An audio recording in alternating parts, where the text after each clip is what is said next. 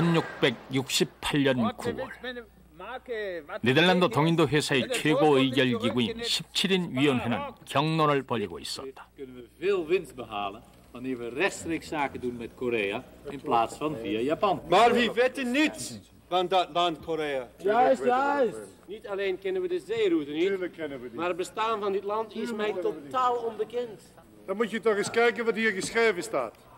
Er staat geschreven. 이날의 논란은 한 권의 보고서로부터 시작됐다. 보고서는 당시 유럽에 겨우 그 이름만 알려져 있던 동아시아의 조그만 나라 코리아에 관한 방대한 문건이었다. En als wij nou zelf alles naar Korea zouden exporteren, dan zouden we veel meer munt maken. Luister nou toch. In het begin wilden de Japanners ook geen zaken. 코리아와의 직교역 추진. 이 사안을 놓고 17인 위원회는 양쪽으로 팽팽히 맞섰다. 결국 이날 회의는 추진으로 끝을 맺었다.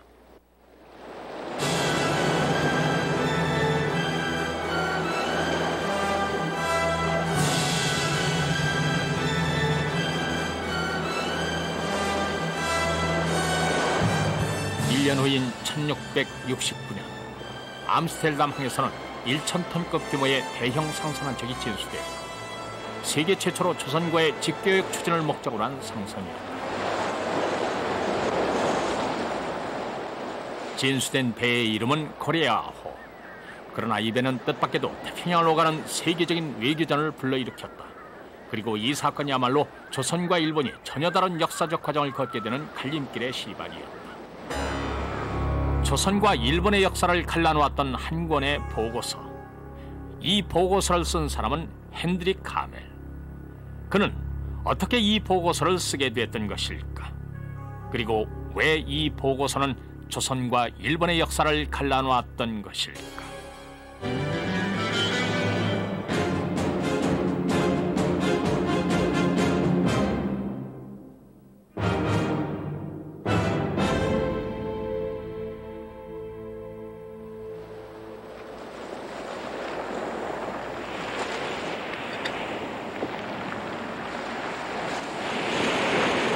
(1653년 6월 18일) 네덜란드 동인도 회사 소속 스페르웨르호는 지금의 자카르타인 바타비아를 떠났다. 그들은 대만을 거쳐 다시 일본을 향해 순조로운 항해를 계속했다. 그러나 8월 10일 밤 상황은 돌변했다.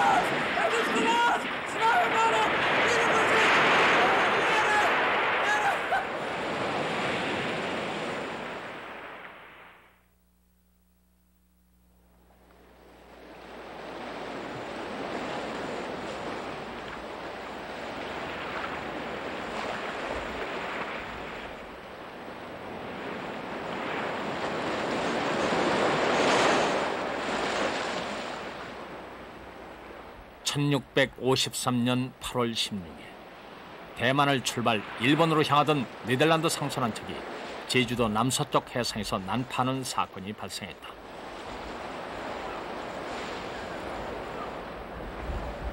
(8월이면) 이 지역에 발생하는 태풍을 만난 것이다. 승무원 64명 중 28명이 죽고 생존자는 36명뿐이었다. 그 생존자 중에 핸드릭 하멜이라는 사람이 포함되어 있었다.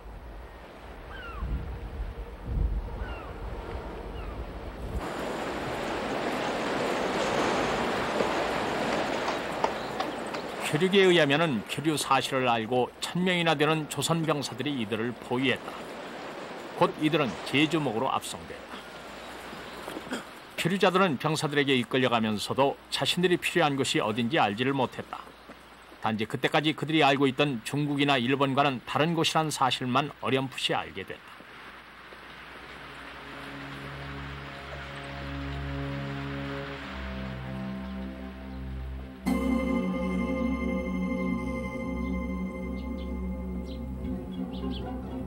표류자들은 제주목 관덕정에서 제주목사 이원진의 신문을 받았다. 36명이나 되는 서양인들에 대한 신문은 조선 관료가 역사상 처음 겪는 일이었다. 표류자들도 마찬가지였다. 표류기에 의하면 이때 하멜은 곧 죽게 될 것이라고 생각했다.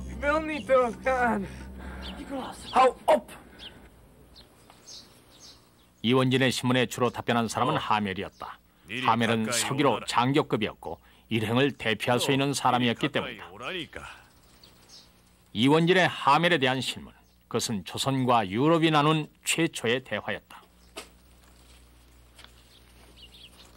너희는 어디서 왔느냐?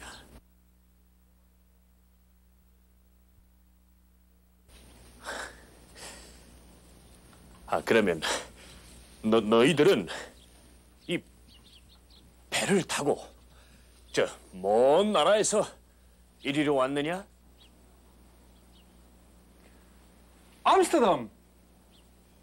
Holland. 그러면 이 너희들은 그 서양의 길리시단이냐? 길리시단.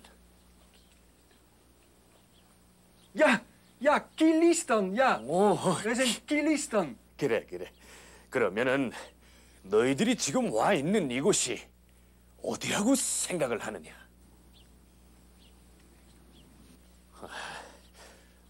그러면 너희들은 배를 타고 어디로 가던 길이냐?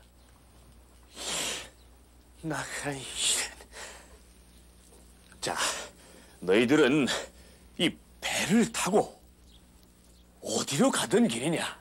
응? 이 배. Amsterdam. Holland.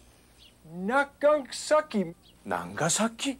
Ja, Nagasaki. 하멜 일행을 최초로 조사했던 이원진이 파악한 것은 표류자들이 서양의 길리시단, 즉 기독교도고 목적지는 나가사키, 즉 일본의 나가사키라는 정도였다.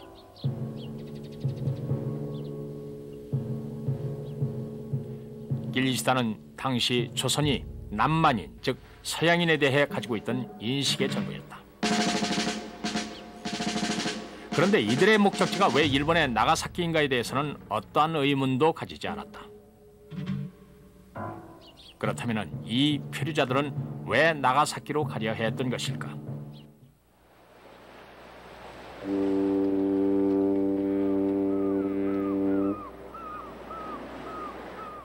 당시 나가사키에는 데지마라는 부채꼴 모양의 인공섬이 있었다. 이미 370년 전에 4,000평 정도의 크기로 축조됐던 인공섬 데지마. 이 섬은 나가사키 지방관을 통해 에도 막부가 직접 관할하고 있었다. 이곳에 막부의 허가를 받은 네덜란드 동인도 회사 상관이 설치되어 있었다. 하멜 일행이 가려고 한 곳은 바로 이곳, 동인도 회사의 데지마 상관이었다. 이 섬에서 네덜란드와 일본 사이에 정기적인 직교역이 이루어지고 있었다. 이 교역을 통해 에도 막부는 유럽 문물을 직접 받아들이고 있었다. 동인도 회사의 입장에서도 데지마는 많은 이익을 남길 수 있는 교역장이었다. 그런데 막부는 왜 이 교역을 위해 별도의 인공섬을 만들었을까? 最初はその出島というのはそういう異国民をですね隔離して要するにキリスト教とかそういったものがその日本に入らないようにということが中心なんですけども、一般の日本人から隔離してですね、そしてオランダ人を住まわせておくというそういった拠点だったのですが、しかしだんだんそれが全体のですね貿易体制とか貿易管理体制が整備してまいりますと、その出島というところはまさにこのオランダの貿易の拠点というような外交の場というふうにもなってくるわけです。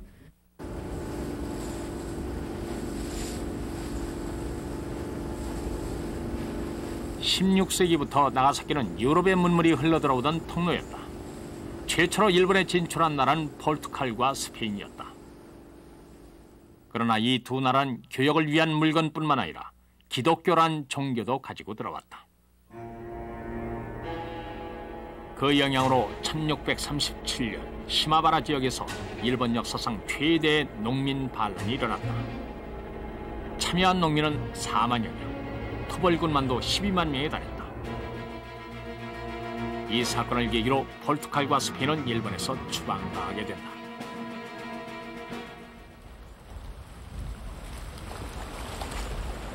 그 공백기를 이용한 것이 네덜란드 동인도 회사였다. 동인도 회사는 에도 막부에 대해 선교 활동을 배제한다는 조건으로 통상 허락을 요구했다. 이에 대해 막부는 교역장을 대지마에 한정시킬 것을 조건으로 통상을 허락했다. 이것이 인공섬을 만든 이유였다. 또한 시마바라 난과 같은 재난을 방지하기 위해 막부는 대지마를 육지와 격리시켰다. 섬과 육지 사이에 놓인 다리, 이것이 일본과 유럽의 유일한 통로였다. 이 다리는 에도 막부가 발급한 통행증이 있어야 건널 수 있었다. 제한적 개방, 그것이 아시아로 진출하던 유럽 세력에 대한 일본의 대응 방식이었다. でその中でやはり一番一つの目につくことは、ポルトガルのですね進出から始まりますそのヨーロッパ人がアジアに進出してくるということだと思います。でこのアジアの進出には、例えばキリスト教を伝えるとか、あるいは貿易を行うとかですね、銀のあるとかいろんな問題ありまして、そういった点でアジアでは非常にこのヨーロッパ人が出てきたことによって一つの大きなショックといいますかね、矛盾が出てくるわけです。でこうしたいろんな従来の地域間に築かれてきた伝統的な国際秩序を保持しようとしてきた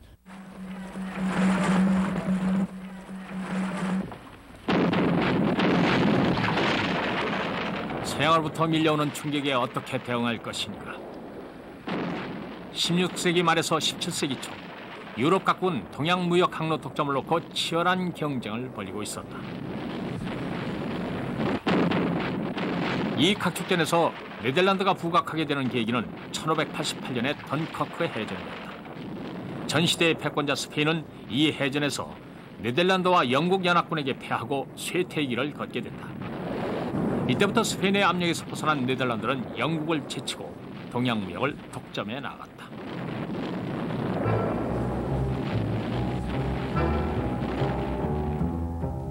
화밀이 조선에 필요해왔던 17세기 중엽, 네덜란드 동인도 회사는 이미 세계 곳곳에 상관을 설치해놓고 있었다.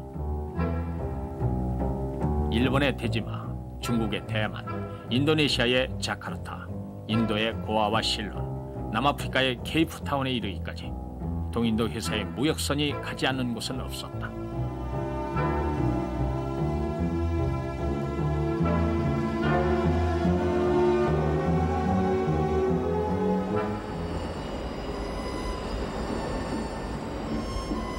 (17세기) 중엽, 네덜란드는 역사의 황금기를 맞고 있었다. 그 번영의 상징인 암스테르담 항에는 대형 선박의 출입이 끊이질 않았다. 이 시기에 암스테르담은 세계의 무역과 금융의 중심지가 되어 있었다.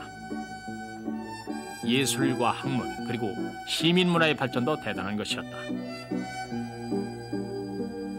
현재까지도 암스테르담 곳곳에 있는 17세기 건축물들은 풍요로웠던 네덜란드의 황금 시대를 짐작케 한다. Nederland was tot omstreeks 1580 een kolonie geweest van Spanje. Het was een jong land in opkomst, terwijl Spanje en Portugal meer op hun retour waren. Je zou zelfs kunnen zeggen dat dit was een vacuüm waarvan Nederland heel goed kon profiteren. Het was een vacuüm tussen de overheersing van Spanje en Portugal in de 16e eeuw en de sterkere Engelse en Franse dominantie aan het einde van de 17e en in de 18e eeuw. In dat vacuüm, in die niche, paste de jonge republiek heel goed. En met name de VOC.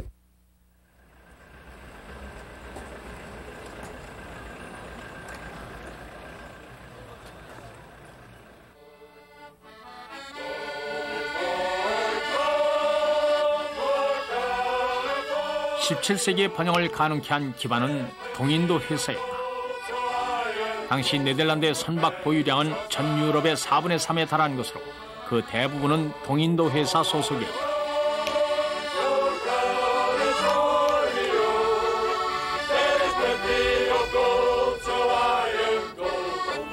또한 동인도 회사는 이미 다국적 기업의 형태를 갖추고 있었다. 뿐만 아니라 의회로부터 교전권, 외교권을 부여받고 있어서 독자적으로 교역을 확대시켜 나갈 수 있었다. 배들은 끊임없이 동양을 향해서 떠났고 그만큼 많은 사람들도 함께 떠났다. In het totaal van 1602 tot aan 1795, dus in het bestaan, tijdens het bestaan van de VOC, zijn er bijna 1 miljoen mensen naar Azië gegaan. En dat is heel veel, want in Nederland woonden toen maar 2 miljoen mensen. Van de mensen die weg zijn gegaan zijn ongeveer 350.000 teruggekomen. Dus 750.000 mensen zijn in Azië gebleven. Dat is vooral omdat zij in Azië zelf gingen werken, gingen wonen en daar zijn overleden. 모험과 황금의 시대였던 17세기. 제주도에서 난파당한 스페르웨르호가 텍셀항을 거쳐 네덜란드를 떠난 것은 1648년 4월 26일인 것으로 기록되어 있다.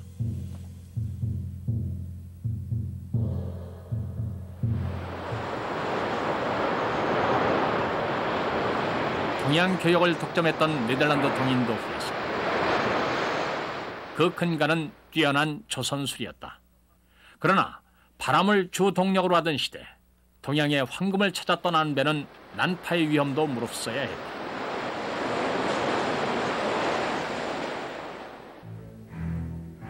세계 경제 출범에 성공한 유럽 문명과 중세조선의 첫 만남. 이 두 문명권의 만남은 어떻게 시작됐을까? 표류기에는 다음과 같은 하멜의 기록이 있다. 가지각색의 옷차림과 무기가 무섭게만 보였습니다. 도대체 그들이 우리를 어떻게 처분할 것인지 두려웠습니다. 질문이 던져질 때마다 손짓 발짓을 다 동원해 나가사키로 보내달라고 했지만 결국 그도 우리도 서로의 말뜻을 알아들을 수 없었습니다. 그러나 다행히 총독은 선량하고 신중한 사람 같았습니다.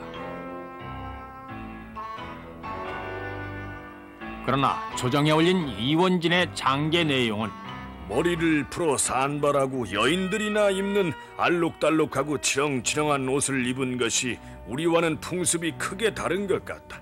무슨 이유인지는 모르겠지만은 이양인들이 일본으로 가려는 것은 확실하다. 그러나 서로 말이 통하질 않으니 더 이상의 자세한 사정은 알 수가 없다.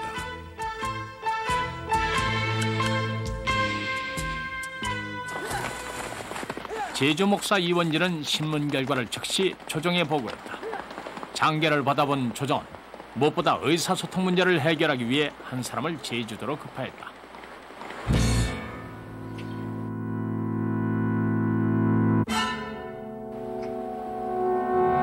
파견된 조사관은 뜻밖에도 같은 네덜란드 사람이었다. Nee, maar waar kom jij vandaan? Is het Engeland? Portugal? Holland? Kom je uit Holland?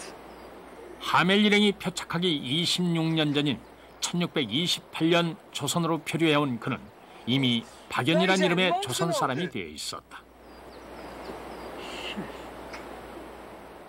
표류기에 하멜은 박연과의 만남을 이렇게 적고 있다. Maar help ons. Is er niet een manier waarop we hier vandaan kunnen nokken? Nee? Maar help ons. Help ons naar Japan te gaan. Dan vinden we daar wel een boot die naar Holland gaat. Maar help ons. Holland?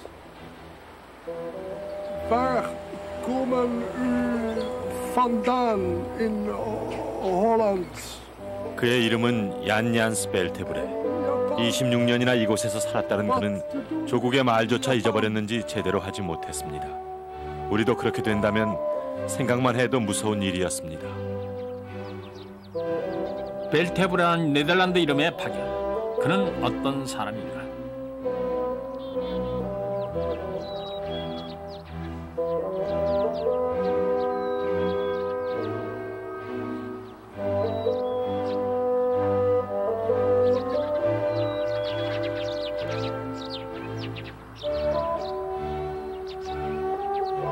박연의 고향 드라이프. 이 고장은 당시 5,000명 인구의 절반이 어부이거나 선원이었다. 드라이프는 배를 타고 떠났던 많은 사람 중 하나로 박연을 기억하고 있었다. 그가 항해 도중 태풍을 만나 조선과 인연을 맺은 것은 1627년. 임신 중인 아내를 고향에 남겨둔 채였다. 그러나 그는 고향으로 돌아오지 못했다. 박연은 조선 여인과 결혼했고 조선의 관직을 받았다. 그는 조선인이 되어버린 것이다.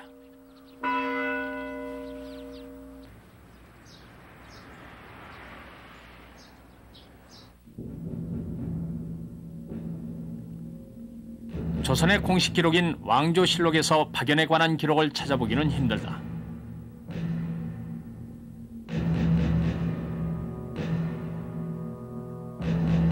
그러나 한거말록이나 석재고 같은 개인 문집에는 박연에 관한 단편적인 기록들이 발견된다. 기록들을 보면 박연은 특히 불랑기 개량에 기여했던 것으로 되어 있다. 불랑기가 조선에 처음 들어온 것은 임진왜란 때였다. 이때 명나라 후원군이 가지고 왔던 불랑기는 유럽에서 들어온 대포였다. 불랑기는 모포 속에 있는 자포를 따로 꺼내서 포탄을 넣는 형태였다. 포신 전체를 움직이던 기존의 홍위포에 비해 장전 시간을 훨씬 단축시킬 수 있었다. 임난이 끝난 후 조선은 홍위포 개량에 힘을 쏟았다. 이때 표류해온 박연은 바로 그 유럽인으로서 홍위포 개량에 참여를 했다. 불랑기가 우리나라에 들어오게 된 것은 유럽의 15세기, 16세기에 유럽에서 사용했던 것을 이제 그들의 상선을 통해 가지고서 동양으로 전래되게 되는데 이제 중국을 거쳐 가지고서 우리나라에 들어오게 됩니다. 이제 이러한 불랑기들이 유럽의 것을 이제 그대로 모방했다고 하는 얘기가 있는데 실제로 모방한 것은 아니라고 볼 수 있죠. 어느 정도 이제 형태상을 후장포 형태를 용어하고 발사하기가 쉽기 때문에 그것을 이제 동양에 받아들여 가지고서 그걸 우리나라 고유의 형태로 이제 발전시킨 거라고 봐야 될 것입니다. 병기 개량에 공이 컸던 박연이 1648년 무과에 급제했다는 기록도 있다. 하멜이 표류해 왔을 무렵 박연은 이미 훈련도감의 외인 부대장이 되어 있었다.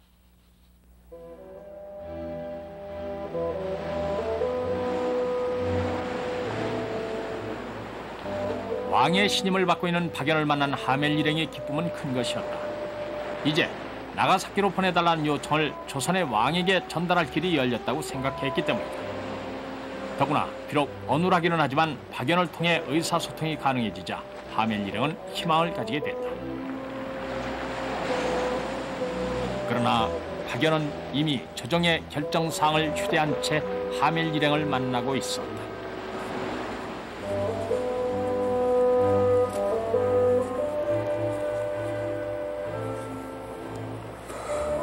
Het Hof geeft u geen toestemming naar Nagasaki te vertrekken. Het spijt me zeer.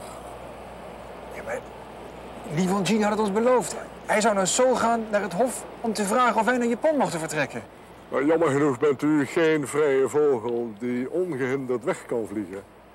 Er is geen andere mogelijkheid. Jij zit hier al 26 jaar. Is dat het laatste besluit van de koning? Ja, nog nimmer heeft hier een buitenlandse schipbreukeling Korea kunnen verlaten.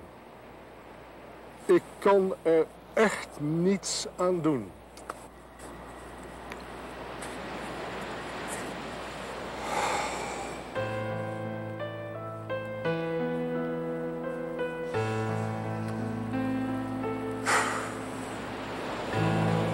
먹는 것, 자는 것, 의사소통의 불편함, 그리고 무엇보다도 앞으로의 운명이 어떻게 될지 모르는 불안하고 초조한 제주도에서의 억류 생활이 몇 달이나 계속됐다.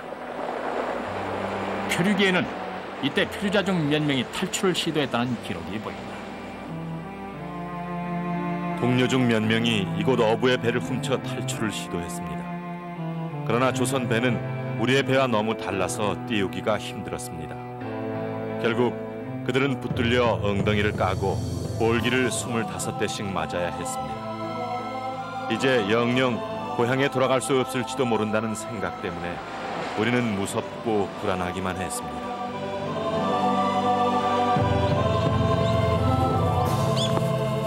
박연이 한양으로 돌아간 후 조정의 두 번째 정책이 시달됐다. 표류자들을 한양으로 이송시킨다는 것이었다. 제주를 떠난 하멜 일행이 처음 도착한 곳은 해남이었다. 한반도의 최남단에서 한양까지의 긴 이동이 시작됐다. Meneer Hamel, kijk eens daarboven. Wat is dat nou? Kijk eens daarboven.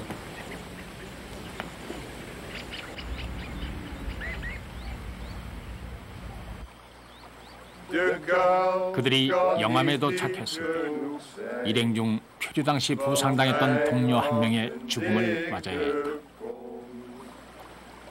Laat hem gaan, laat hem gaan, hijs de zeilen. Zijn heldenmoed was groot. Hij voer meer dan 100.000 mijlen. Maar nu is hij verschrikkelijk dood.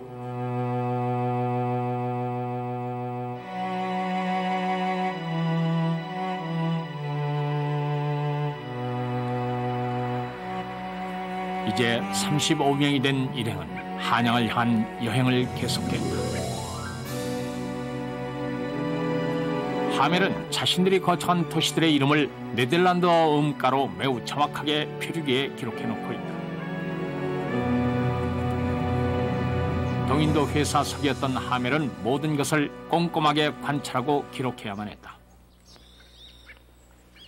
이 때문에 표류기는 다른 어떤 기록보다 당시 조선에 대한 정확한 정보를 담을 수 있었다.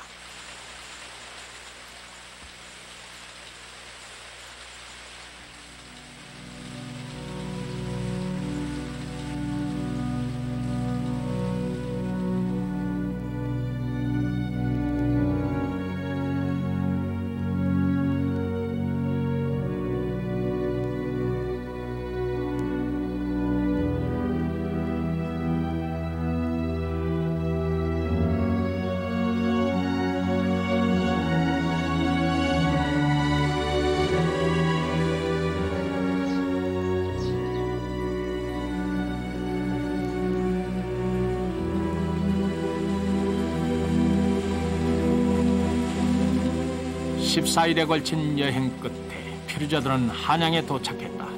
한양에 도착한 하멜 일행은 당시 국왕이던 효종으로부터 직접 신문을 받게 된다. 무역을 하러 가던 길이라 했느냐? U zei u bent hier met een handelsoogmerk? En we hadden onze schuit volgeladen om te gaan handelen met Japan. 무역이라. 많은 물건을 싣고 다니자면 상당히 커다란 배가 필요할 터인데. Handel? U vervoert zoveel goederen? U moet wel een enorm groot schip hebben. Nee, we hebben in Holland ontzettend veel boten waar wel meer dan 1000 mensen op kunnen. En de boot waarmee wij gekomen zijn, dat was ook zo'n schuit. 뭐라 했느냐? 한꺼번에 수천 명을 태울 수 있다 했느냐? 그래, 그대들의 나라에는 그런 배가 몇 척이나 있느냐? Hoeveel van deze grote schepen zijn er in Holland? Nee, alleen als je de koopvaardijschepen alleen al telt, zijn het er meer dan 10.000. 그대들의 나라가 명나라보다 더 크단 말이냐? Beweert u dat uw land groter is dan dat van de Ming-dynastie? Nou, zoveel zijn het er misschien nu ook weer niet, nee. 뭐야? 이 나라보다 작은 나라에 수만 척의 상선이 있다. 이것이 당시 조정 관료들의 세계관이었다. 모든 문명은 중국을 통해 들어왔고 그렇기 때문에 세계 문명의 중심은 여전히 중국이었다. 그런데 조선보다 작은 나라에서 수만 척의 상선을 보유하고 있다는 것이다. 대신들에게 하멜의 말은 허풍으로밖에 들리지 않았다. 허풍도 등치만큼을 하구나. 그러나 효종은 달랐다. 효종은 서양으로부터의 피류자들을 단순한 피류자 이상으로 생각하고 있었다. 선왕인 인조 때부터 훈련도감에 배속된 박연을 보더라도 서양인의 유용함은 확인된 바 있었다. 이후 이들에 대한 일관된 조치에서 그 흔적들이 발견된다.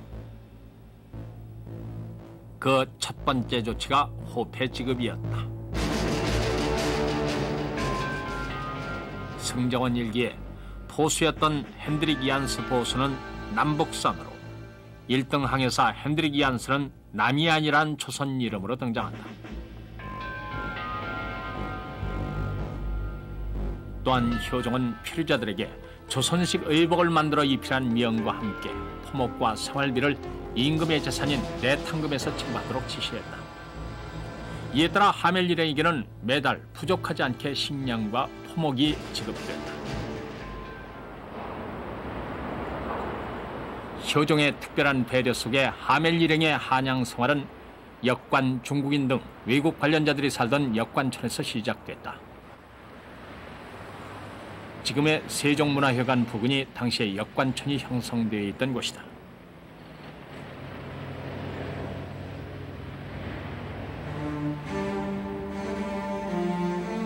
또한 하멜 일행은 곧 훈련도감의 외인 부대에 배속됐다. 그것은 귀화한 일본인과 중국인으로 구성된 부대였다. 그 외인 부대장은 바로 박연이었다.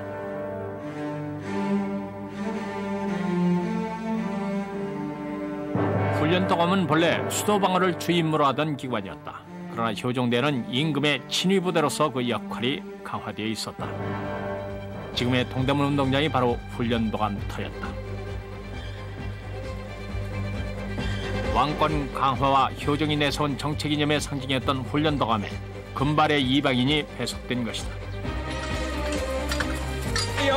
또한 피류계에는 훈련도감 병사들이 세상에서 제일 강한 적과 대치하고 있는 것처럼 맹렬한 군사훈련을 받았다고 기록하고 있다.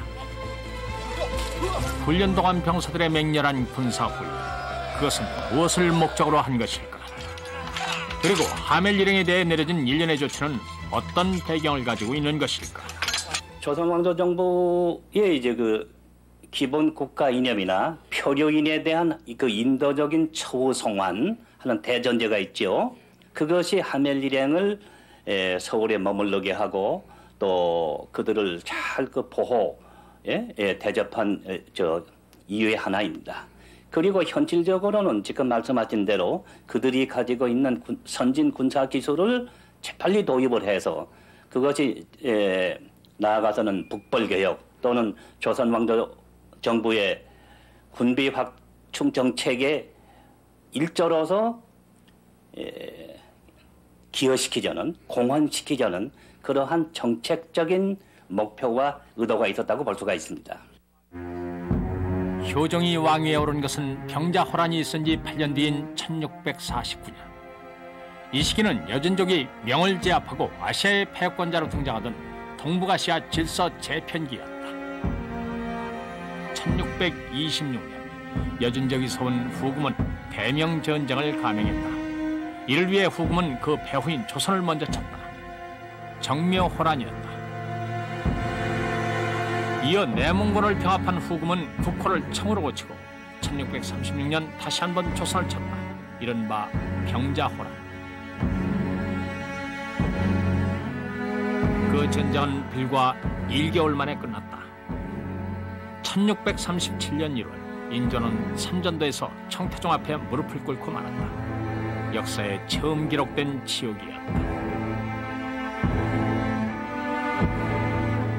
병자호란에서 승리한 청나라는 조선에 족쇄를 채우는 조약 체결을 강요했다.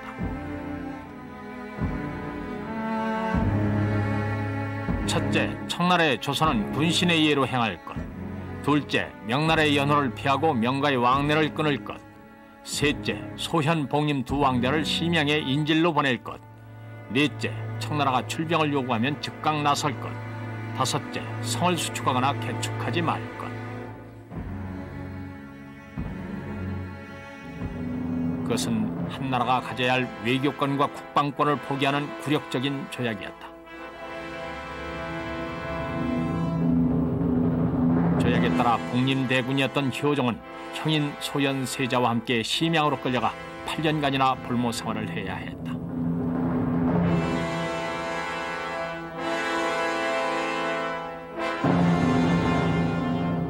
(8년간의) 볼모 생활 끝에 귀국한 뒤 인조의 뒤를 이어 왕위에 오른 효종은 병자호란의 상처를 취하기 위해 전력했다. 효종의 정책은 북벌운동으로 나타났다. 17세기 그 조선의 상황은 그 양난, 그 임진왜란과 그 병자호란 그 두 번의 난의 그 후유증을 극복하는 그런 시대입니다. 그 임진왜란 때는 하부 구조가 전부 무너졌죠. 그러니까 7년 전쟁을 하면서 그 전 국토가 초토화하고 그랬지만 실제로 무슨 국체의 상징인 왕이 뭐 항복을 했거나 그런 게 아니고 바로 그 쳐들어온 적을 국토에서 완전히 물리쳤다고 밖으로 내쫓았다 생각했기 때문에 당시인의 인식으로는 승전으로 인식된 겁니다. 그러나 병자호란은 아주 그 단기전입니다. 12월에 들어와서 1월에 끝났습니다. 길게 잡아야 2달입니다. 그랬는데도 불구하고 그리고 또 겨울이고 그래서 실제로 뭐 무슨 하부 구조가 어떻게 된 건 전혀 없는데요. 이것은 정신적인 이제 후유증이 큽니다. 국체의 상징인 왕이 청태종에게 무릎을 꿇었기 때문에요. 그래서 이 두 가지 이 전쟁이 그 이후에 조선 후기 사회에서는 이 후유증을 어떻게 빨리 극복하느냐 그런 문제가 아주 굉장히 큰 그 국가적인 문제로 대두됩니다. 그래서 이 문제 해결을 하기 위해서 우선 그 상처받은 민족적 자부심을 회복하고 정체성을 다지는 작업 그것이 가장 중요하다고 생각합니다. 그래서 북벌론과 존주론을 내세운 겁니다.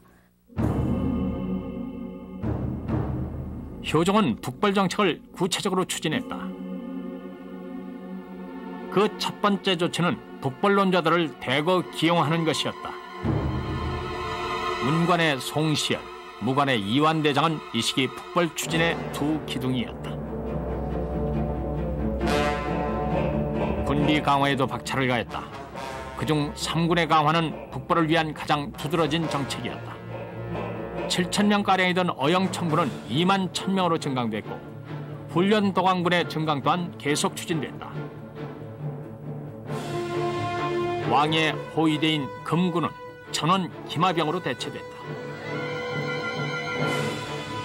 방위력 강화의 노력도 활발했다.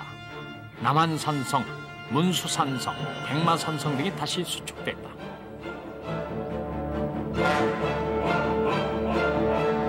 실전에서의 전술을 위해 군사지도의 작성에도 힘을 썼다. 특히 요계 관방도는 청을 칠 경우 그 진군로가 될 요동 요서 지방의 지형과 군사 배치를 한눈에 알 수 있는 지도였다. 그것은 효종의 공격 목표를 정확하게 보여주고 있는 것이다. 무기 생산과 개량 또한 세종조 이후 가장 활발했다. 이 시기에 효종은 불랑기를 대량 제조, 강화도와 경기도의 주요 진지에 설치했다. 특히 무기 개량의 경우 이때 처음으로 수석식 소총을 제조했다. 새벽 때마다 불을 붙여야 하는 화성식 소총은 비가 오거나 바람이 부는 날엔 화력이 현저히 떨어졌다. 이에 비해 부싯돌이 내장되어 있는 수석식 소총은 날씨의 영향을 받지 않았다. 그런데 바로 이 수석식 소총의 개발에 하멜 일행이 개입한 흔적이 있다. 조정실록 효종 6년 7월 1656년 7월조를 보면은 표류한 남만인을 신식 소총을 모방을 해서 훈련도감에서 새로운 소총을 제작을 했다 하는 짤막한 기사가 있습니다. 이 짤막한 기사는 바로 제가 지금 말씀드린 조선군의 주요 장비인 소총을 그 당시 말씀으로 드리면 현대화하고 개량하는 중요한 정책의 일단을 저희가 엿볼 수 있습니다. 그래서 그 하멜 일행이 휴대했던 그 수석직 소총을 그 당시에 훈련도감에서 그대로 모방을 해서 새로운, 다시 말하면 조선에서 제일 먼저 처음으로 제작된 수석직 소총입니다. 이때까지도 청에 대항하는 남명 정권은 유지되고 있었다. 청나라는 그 남명 정권과 조선의 연결을 두려워했다. 교정은 국내 동향이 청나라로 유출되는 것을 막아야 했다. 이런 상황에서 훈련도감에 배속된 외국인의 존재는 큰 불씨가 될 수도 있었다. 이 때문에 청의 사신이 파견될 때마다 하멜 일행은 남한산성 같은 곳으로 격리됐다. 바로 이때 뜻밖의 사건이 발생했다. 하멜이 기록해놓은 사건의 전말은 이해 이미 말씀드린 청나라 사신이 다시 찾아왔습니다. 사신이 떠나는 날 동료 2명이 사신들이 지나갈 길목에 숨어 있었습니다. 왜 사람들이요? 아니 저자들은 남만인들이 아니냐? Help ons, help ons. U bent de gezant van China. U kunt ons ook helpen. De koning houdt ons tegen onze wil. Wij waren op weg naar Japan. U bent de gezant van China. U kunt ons helpen. Help ons dan toch. 마침내 사신이 지나가자 이들은 행렬을 헤치고 들어가 코레아 옷을 벗어 던지고 파란 옷차림을 그들에게 보여주었습니다. 그러자 큰 소동이 벌어졌습니다. 赶来，你们朝鲜是否满足了基地个头头人？ Vader, laat me gaan. Ik hoor bij de POC. 어떠라느냐? Laat me gaan. 저자를 가까이 오지 못하게 하지 않고.来，过来。 Wij zijn van het POC. Wij zijn Hollanders. Stuur ons terug naar Holland. Wij zijn hier vastgehouden tegen onze wil.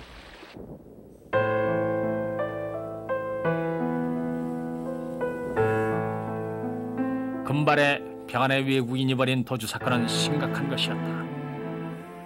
소식이 청나라에 알려질 경우 느슨해졌던 내정 간섭의 고삐를 다시 바짝 쥐어올 수 있는 빌미가 될 것이 분명했다. 그렇게 되면 자칫 북벌 계획의 추진은 더 이상 불가능하게 될지 모를 일이었다.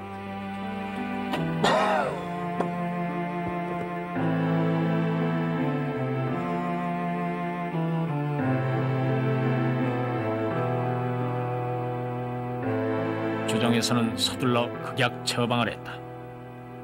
다행히 청나라 사신이 조정에서 파견한 대신에게 매수되면서 이 사건은 유야무야 됐다.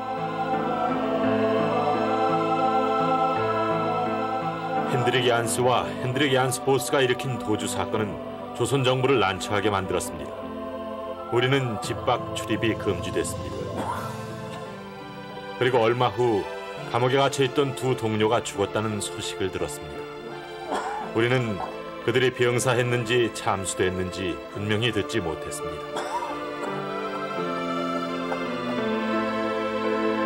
우리들은 이제 영영 고국으로 돌아갈 수 없다는 절망감에 빠져야 했습니다.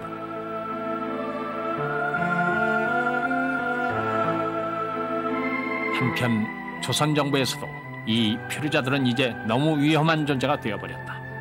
이 문제의 처리를 놓고 조정에서는 3일간이나 어전회의가 계속됐다. 아직 우리 힘이 미약한 터에 저들을 거스르는 일이 어찌 현명하다 하겠사옵니까? 전하, 남만인들의 존재는 청나라의 신경을 자극할 뿐이옵니다. 청해 사신은 이미 그 기세가 누그러졌으니 염려하실 거 없사옵니다. 저들이 비록 재물을 밝혀 탐욕스럽기는 하나 소위 의리를 중시하여 일약을 맺은 사람을 배신하지는 않는 줄로 아옵니다. 또한 저 남만인들은 훈련 도감에서 제 몫을 다하고 있사옵니다. 그러하오나 전하, 남만인들이 언제 다시 화근이 될지 알 수가 없사오니 이는 심히 불안스러운 일이 아닐 수 없사옵니다. 더욱이 소신이 듣기로는 제주에서도 이미 선량한 어민의 배를 훔쳐서 달아나려 했었다고 하니 남만인들은 조선의 화근이며 백성들의 근심거리일 뿐이옵니다. 차제 화근을 뿌리 뽑아야 하옵니다. 남만인들은 항해술, 야금술에 뛰어나며 특히 대포와 총기류를 아주 잘 다룰 뿐만 아니라 그와 같은 무기를 제조함에도 쓸모가 있사옵니다. 이는 이미 병자년의 난에서 박연히 보여준 바가 있사옵니다. 그러옵니다, 전하.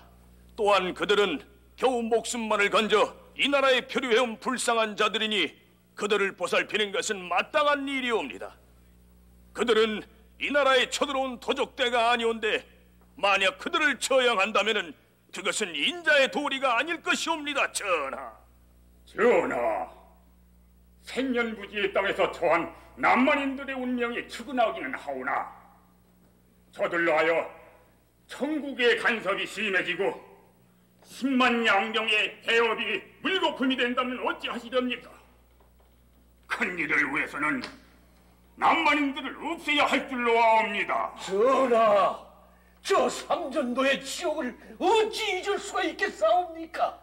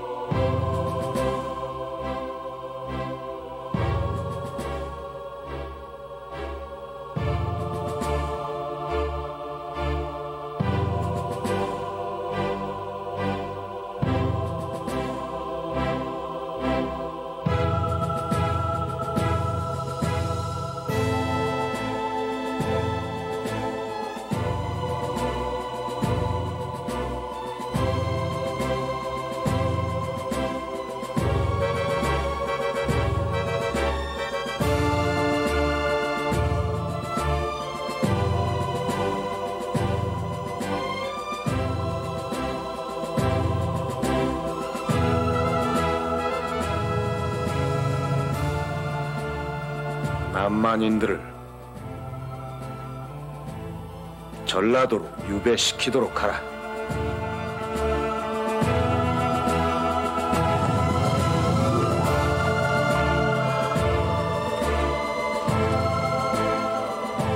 (1656년 3월) 초 국왕의 결정에 따라 우리는 서울을 떠나게 됐습니다. 이제까지 우리를 도와주던 멜테브레와도 헤어지게 됐습니다.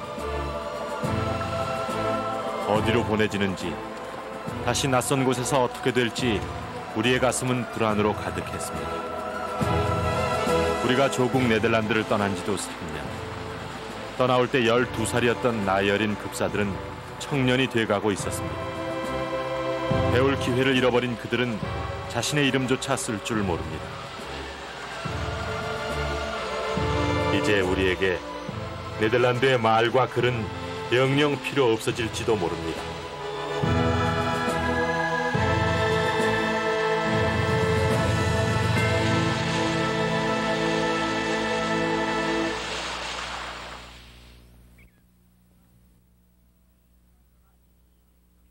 그러나 이미 2년 전 네덜란드 동인도 회사는 스페르웨르호 승선인원 전원을 실종 처리해 놓은 상태였다.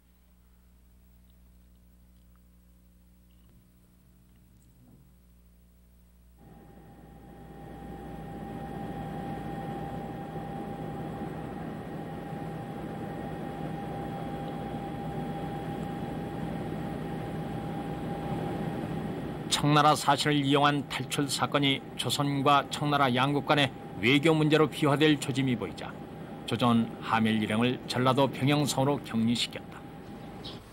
당시 평영선 전라 육군 총사령부가 있던 곳으로 해안으로 들어오는 외구의 침입을 막기 위한 군사적 요충지였다. 그러나 옛부터 평영성에 있던 강진은 유배지의 성격을 띠는 곳이기도 했다. 따라서 표류자들의 병영 유배는 조정의 강경론자들을 무마시키는 한편 자신의 북벌 정책의 하멜 일행의 효용성을 계속 활용하겠다는 효정의 정책적 결정이었다.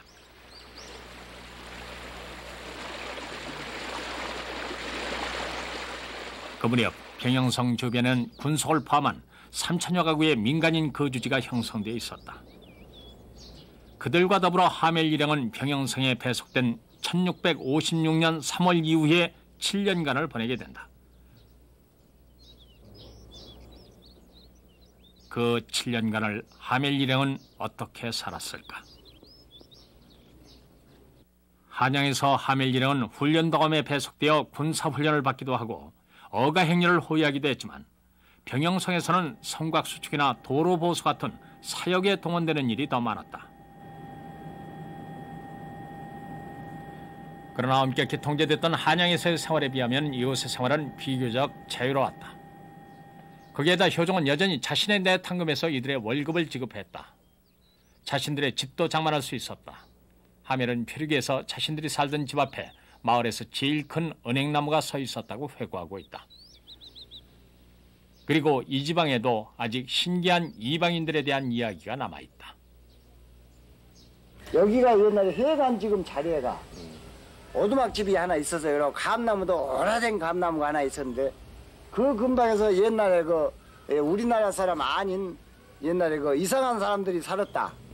이러한 그 옛날 어르신들이 그런 말씀을 제가 들은 일이 있습니다.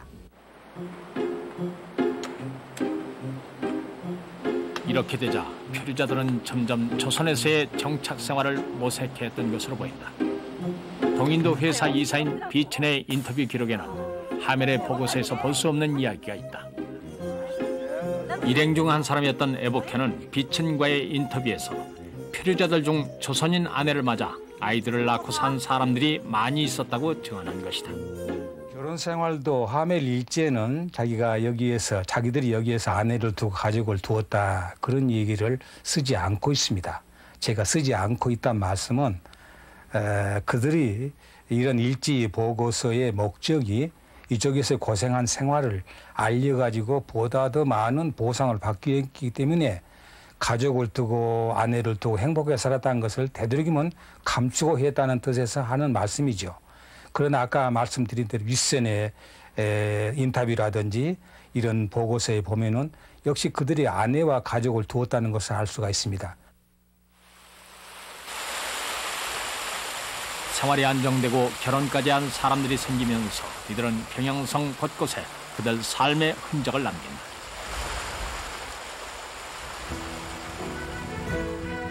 그중 하나가 남학신이다. 표류기에는 그들이 남학신을 만들어 이웃에 나눠주기도 하고 팔기도 했다는 기록이 있다. 조선의 남학신은 통나무를 통째 파서 만들어 물이 잘 스며들지 않는다는 특징이 있다. 이런 특징은 네덜란드 남학신인 클럼프에도 똑같이 발견된다. 이에 비해 일본의 계단은 나무를 붙여 만들고 형태도 개방적이다. 우리나라에서 남학신에 대한 기록이 등장하는 것은 조선 중기 이후로 특히 전라도 지방에서이다. 하멜 일행의 조선 정착 시기와 맞아떨어진다는 뜻이다.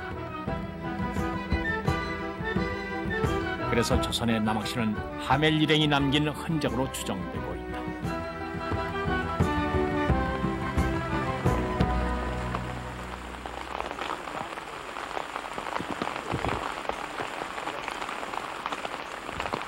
병영읍에 인접한 장흥군 관산읍 옥당리.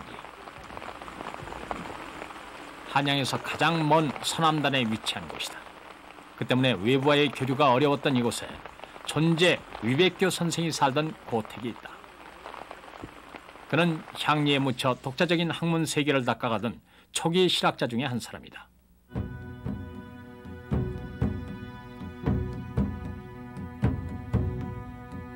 그가 남긴 많은 저서 중 한 권이 천문지리학서 환영지이다. 그런데 이 책의 내용 중에는 그 당시 조선에 잘 알려지지 않았던 서양이 포함된 세계 지도가 실려있다.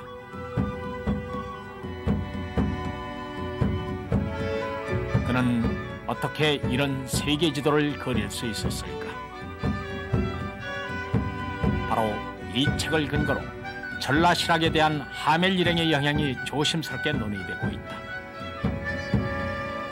하멜 일지에 보면은 그 화란 사람들이 지방의 그 향리에 인사들과의 교류했다는 얘기가 나오고, 특히 그 사찰에 가서 스님들과 밤늦도록 그 담소를 나누고, 또 스님들이 대단히 자기들에게 친절히 해줬다는 얘기도 나옵니다.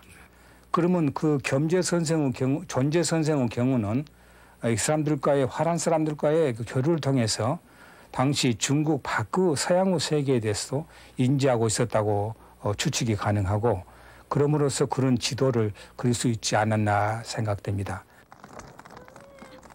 못다. 아이고, 남서방 고생하지 말았구먼. 하멜 일행은 조선의 풍속을 익혀나갔다. 가족이 있는 안정된 생활 속에서 여행과 모험의 옛 기억은 잊혀져 갔다.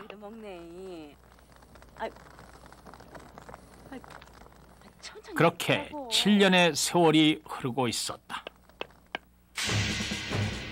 그런데